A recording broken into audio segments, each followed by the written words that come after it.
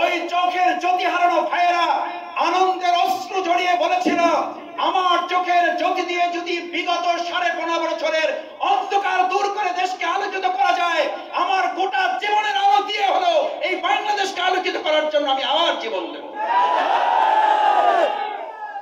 আজ নারায়ণগঞ্জবাসীকে যে অন্ধকারের মধ্যে নিমজ্জিত করেছিল 15.5 বছর, তারা বলেছিল কোনো কিছুর দরকার হবে না, শুধু নারায়ণগঞ্জই যথেষ্ট। শুধু বলেছিল নেত্রী নির্দেশ দিলে আমরা এটা করে ফেলবো, শুধু বলেছিল নেত্রী নির্দেশ দিলে আমরা ওটা করে ফেলবো। আমি আপনাদের কাছে আজ নারায়ণগঞ্জবাসীকে সাক্ষী রেখে জানতে চাই, আপনার নেত্রী এমন অপকর্ম করলেন, সেই নির্দেশটুকু দেওয়ারও তো তিনি সময় পেলেন। আপনারা কার পিছনে ঘুরেছেন? বাংলাদেশ জামাত ইসলামী বারবার বলেছে, বাংলাদেশ জামাত ইসলামী এদেশের মানুষের তৈরি করা কোন তন্ত্র মন্ত্র দিয়ে একটা দেশকে মুক্ত করতে পারা যায় না, যাবে না, যাচ্ছে না। আপনারা এমন নেতা এমন নেত্রীর পেছনে ঘুরলেন যারা 5ই আগস্টের পর 6ই আগস্ট নিজেরা নিজেদের মতো পালিয়ে গিয়ে ব্যর্থহীন কণ্ঠে আপনাদেরকে জানিয়ে দিল, শুধু দলের নেতা কর্মীরা, ওই দেশের প্রতি আমাদের আর কোনো দায়িত্ব নেই। আমরা ধিক্কার জানাই, প্রাচীন দল বলে নিজেদেরকে যারা পরিচয় দেন, এরকম একটা দেশের দলের কর্মী এবং দেশের জনগণের প্রতি যে আপনারা তামাশা করেছেন, এই দেশের মানুষকে নিয়ে যে আপনারা দায়িত্বহীন বক্তব্য দিয়েছেন, এই বক্তব্যের কারণে গণহত্যা শুধু নয়, এই বক্তব্যের উপর ভিত্তি করে এই দেশ, সমাজ, রাষ্ট্র, পৃথিবী যতদিন থাকবে, আপনারা আপনাদের আদর্শ দিয়ে বাংলাদেশে আর কোনোদিন রাজনীতি করতে পারবেন না। কারণ এটা জনগণের সিদ্ধান্তেরও দরকার নেই। আপনারা আপনাদের বক্তব্যের মাধ্যমে বলে দিয়েছেন এই দেশ এবং জাতির প্রতি আপনাদের আর কোনো দায়িত্ব যেহেতু নেই, আদর্শিকভাবে নৈতিক কারণে আপনারা আর এই জাতির সামনে কোনোদিন উপস্থাপিত হতে পারবেন না। সম্মানিত ভাইয়েরা, প্রধান অতিথি মূল কথা বলবেন, আমি আর দুটো কথা বলে আপনাদের কাছ থেকে বিদায় নিতে চাই।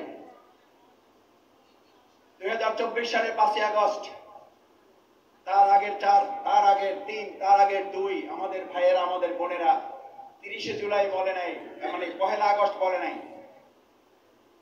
2রা আগস্ট বলে নাই, 3রা আগস্ট বলে নাই, কি বলেছিল? 32শে জুলাই, 33শে জুলাই, 34শে জুলাই, 35শে জুলাই। এই 33-35শে জুলাই পার করে যখন 1লা আগস্ট খুনি ফ্যাসিস্ট সরকার দেখলো ছাত্র জনতার আন্দোলনকে আর কোনোভাবে দমন করা যাচ্ছে না, তখন সর্বশেষ ট্রাম কার্ডটা তারা ব্যবহার করার জন্য ষড়যন্ত্রের অংশ হিসাবে বাংলাদেশ জামাত ইসলামী, ইসলামী ছাত্র শিবিরকে নিষিদ্ধের একটা ঘোষণা তারা দিল। আমি বলি, শেখ হাসিনা বিগত 15.5 বছরে আমাদের তো কোনো উপকার করতে পারেন নাই, ব্যর্থ হয়েছেন। 1লা আগস্ট গোটা বিশ্বের দরবারে বাংলাদেশ জামাত ইসলামী ছাত্র শিবিরকে আপনি একটা উপকার করে দিয়ে গেলেন। এই দেশের মানুষ আবার নতুন করে বুঝতে পারলো যে 2024 সালের 5ই আগস্টের আগে বাংলাদেশ জামাত ইসলামী ছাত্র শিবিরকে নিষিদ্ধ করার মধ্য দিয়ে আপনি প্রমাণ করেছেন এই আন্দোলন সংগ্রামের মূল পরিকল্পনাকারী হিসেবে আপনি জামাত শিবিরকে মানুষের কাছে তুলে দিয়ে গেছেন। প্রমাণ হয়েছে জামাত ইসলামী ছাত্র শিবিরকে আপনি নিষেধ করেছেন, আপনি নিষেধাজ্ঞা দিয়েছেন, আপনি আমাদেরকে নিষেধ করেছেন, আর এদেশের তরুণ ছাত্র সমাজ জামাত ইসলামী, ইসলামী ছাত্র শিবিরকে বুকে ধারণ করে বিজয়ের পতাকা তারা উড্ডীন করেছে। সুতরাং জামাত ইসলামীর সাথে আদর্শিক এবং রাজনৈতিক ভাবে দুইভাবে জামাত ইসলামীর কাছে আপনি পরাজিত হয়েছেন। আদর্শিক ভাবে পরাজিত হয়েছেন, রাজনৈতিক এবং নৈতিক ভাবেও আপনি পরাজিত হয়েছেন। আপনি আমাদের কাছে বুকের বুলেট চালিয়ে মনে করেছিলেন জামাত শেষ করা যাবে, পারেন নাই। আজকে বাংলাদেশে নতুন প্রশ্ন তৈরি হয়েছে, রাষ্ট্র সংস্কার, তার জন্য চাই ব্যক্তি সংস্কার। আলহামদুলিল্লাহ, আমি আপনাদের কাছে এই কথাটি বলে শেষ করতে চাই, ভাইয়েরা, যে সুন্দর একটা মেরামত করা রাষ্ট্র, যে সংস্কার করা রাষ্ট্র এই দেশের তরুণ ছাত্র শিক্ষার্থী জনতা চায়।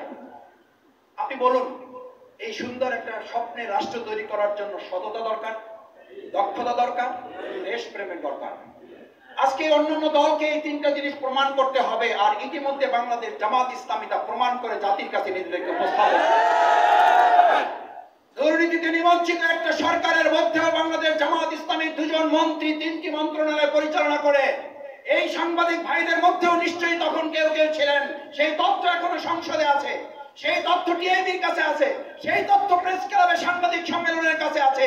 ওই মন্ত্রী দুজন জামাত ইসলামীর আমির এবং সেক্রেটারি জেনারেল মাওলানা মতিউর রহমান নিজামী আলিয়াস এবং মুজাহিদ ভাই প্রমাণ বলেছিলেন, আমরা যদি 2 টাকার দুর্নীতি করেছি প্রমাণ করতে পারে, শুধু মন্ত্রণালয় নয়, শুধু সংসদ সদস্য নয়, আমরা জামাত ইসলামীর সাধারণ সহযোগী সদস্য পদ থেকে প্রত্যাহার করব। কেউ আজ পর্যন্ত তা প্রমাণ করতে পারে নাই, এটি প্রমাণিত জামাত ইসলামী। সুতরাং সততার দিক বিবেচনায় যদি আপনি এটি প্রমাণ করতে চান, আলহামদুলিল্লাহ বাংলাদেশ জামাত ইসলামী সেটি মুখে নয় বাস্তবে প্রমাণ করতে আমরা সক্ষম হয়েছি। দ্বিতীয়ত, এই দেশের ছাত্র জনতা এখন কি চায়? দক্ষতা চায়। আমাদেরকে কেউ কেউ মনে করে আমরা শুধু মসজিদে ইমামতি করতে পারি, কেউ কেউ মনে করে খুব বড় জোর হলে আমরা জানাজা ইমামতি করে দাফন কাফন সম্পন্ন করা টুকটাক যোগ্যতা আমাদের আছে। মিলাদ শরীফ পড়াইয়া হয়তো আমরা টুকটাক কাজ মানুষের হৃদয় অর্জন করতে পারি।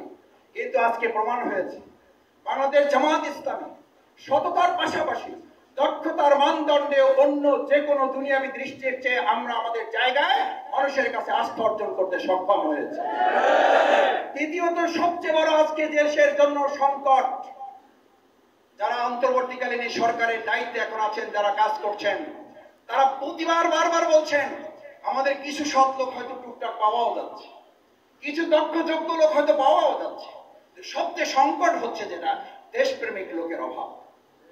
আপনাদের মনে থাকার কথা, সম্মানিত নারায়ণগঞ্জবাসী, আমাদের শ্রদ্ধেয় কর্মী ভাইয়েরা, সুধী মণ্ডলী, 2008 সালের নির্বাচন পরবর্তী বাংলাদেশ জামাত ইসলামী আমাদের দেশকে নিয়ে ষড়যন্ত্রের অংশ হিসাবে টিপাই মুখ বাদ যখন তার নির্মাণ পরিকল্পনা করা হয়, এই মাওলানা মাসুম ভাই সহ জামাত ইসলামীর তৎকালীন আমির জামাত মাওলানা মতিউর রহমান নিজামী ভাই, সৈয়দ আলী হাসান, মোহাম্মদ মুজাহিদ ভাইয়ের নেতৃত্বে সারা দেশে আমরা তীব্র আন্দোলন করেছিলাম। সেদিনই প্রমাণ করেছিলাম নির্বাচনে আমাদেরকে হারিয়ে দেওয়া হলেও জনগণের ভালোবাসার কাছে আমাদেরকে হারাতে পারবেন না।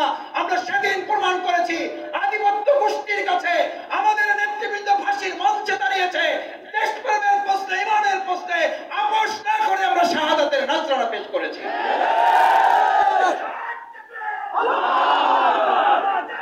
আমরা সেজন্য সম্মানিত ভাই এবং বন্ধুগণ, আপনাদের কাছে অনুরোধ করতে চাই, আসুন যারা কর্মী হিসেবে এখানে এসেছি, যারা সুধী হিসেবে এসেছি, যারা সহানুভূতি ভালোবাসার অংশ হিসেবে এসেছি, আমাদের ভালোবাসাটা শুধুমাত্র যেন জামাত ইসলামের প্রতি না হয়, আমাদের ভালোবাসাটা হবে আমাদের ইসলামের প্রতি, আমাদের ভালোবাসাটা হবে আমাদের প্রিয় রাষ্ট্র বাংলাদেশের জন্য। সেই জন্য এই সততা, দক্ষতা এবং দেশপ্রেমের চেতনায় উজ্জীবিত একটা গোষ্ঠী, একটা দল, একটা শ্রেণী যদি আমরা উত্তোলন করতে পারি, তাহলে বিশ্বাস করি আমাদের অসংখ্য শহীদেরা, আমাদের অসংখ্য হাত হারা, পা হারা, পঙ্গু, চোখ হারা ভাই এবং বোনদের এই সুন্দর স্বপ্নের বাংলাদেশ, বাংলাদেশ জামাত ইসলামী গড়ে তুলতে পারবে ইনশাআল্লাহ। সেজন্য আগামী দিনে বাংলাদেশ জামাত ইসলামী এবং ইসলামী ছাত্র শিবির, বিশেষ করে আমাদের এই নারায়ণগঞ্জ মহানগরীর সবচেয়ে বাংলাদেশের জায়গায় আনাচে কানাচে পৃথিবীতে যাকে একটা নিকৃষ্ট হিসাব, উদাহরণ হিসাবে পেশ করা হয়েছে, নির্লজ্জ ভাবে এটাকে উপস্থাপন করা হয়েছে। আমরা নারায়ণগঞ্জবাসীর দায়িত্ব আজকে কি আপনারা নিতে পারবেন? এই নিকৃষ্ট, অবঞ্চিত, লাঞ্ছিত নারায়ণগঞ্জবাসীকে আমরা শুধু বাংলাদেশে নয়, গোটা পৃথিবীর মানচিত্রে এই নারায়ণগঞ্জবাসীকে আমরা সম্মান এবং মর্যাদার জায়গায় অধিষ্ঠিত করবো ইনশাআল্লাহ।